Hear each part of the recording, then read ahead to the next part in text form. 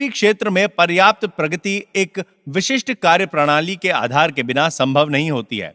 अर्थात आप भी कर सकते हैं। आप भी अपने अवचेतन मन को संचालित करने में दक्ष बन सकते हैं।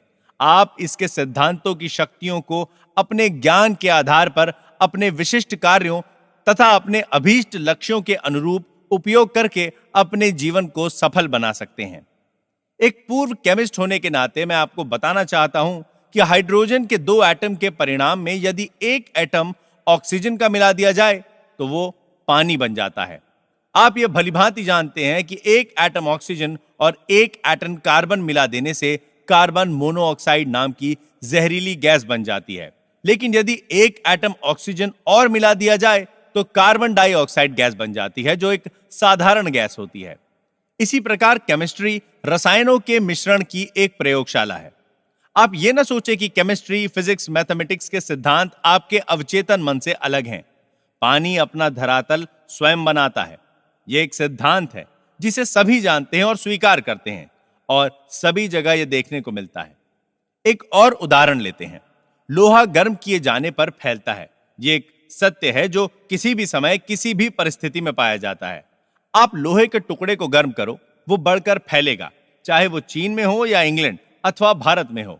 यह एक सार्वभौमिक सच्चाई है कि तत्व गर्म किए जाने पर फैलता है। यह भी एक सार्वजनिक सच्चाई है कि आप अपने अवचेतन मन में जो प्रभाव डालते हैं वो अंतरिक्ष के चित्रपट पर एक शर्त, अनुभव और परिणाम के रूप में अभिव्यक्त होता है।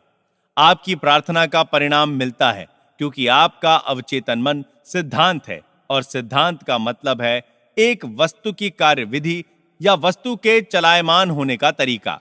उदाहरण के लिए बिजली के सिद्धांत को लेते हैं। वो ऊपर से नीचे की ओर दौड़ता है।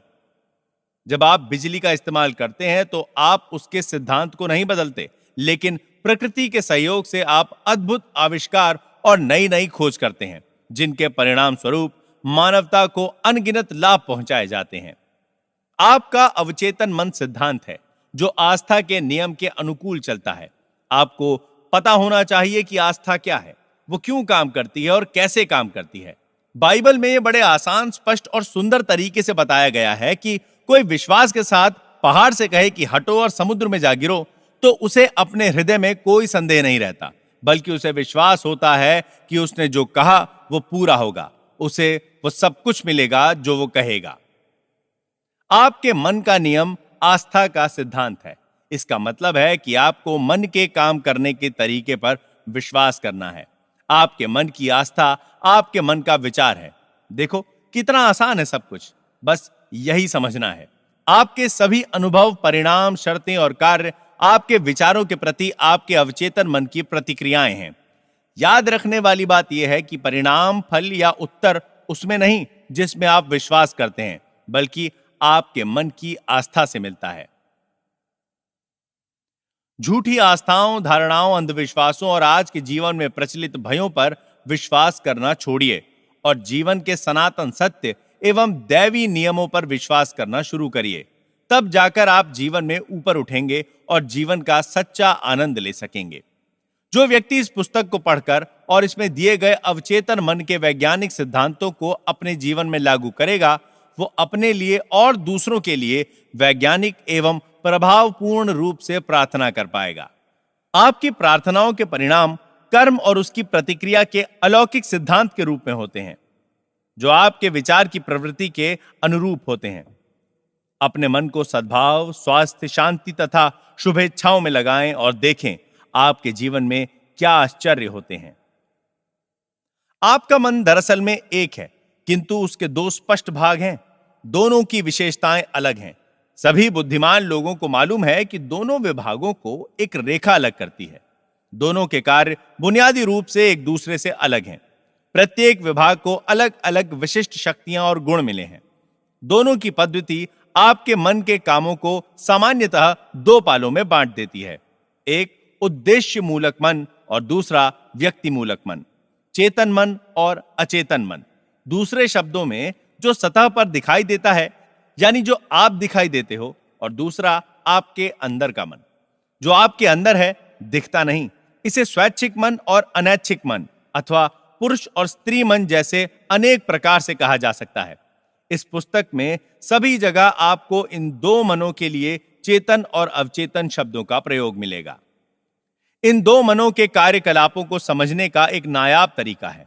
मान लीजिए कि आपका मन एक बाग है और आप उस बाग के मालिक हैं। आप दिन भर अपने विचारों के बीज बोते हैं। ये वे विचार हैं जिन्हें आप अपनी आदतों के अनुरूप सोचते हैं। जैसे विचारों की बुवाई करते हैं, वैसे ही परिणाम आपके शरीर और आपके आसपास मिलते हैं। सुख, शांति, सही कामों, शुभ इच्छाओं और खुशहाली के विचारों का रोपण करना शुरू करें।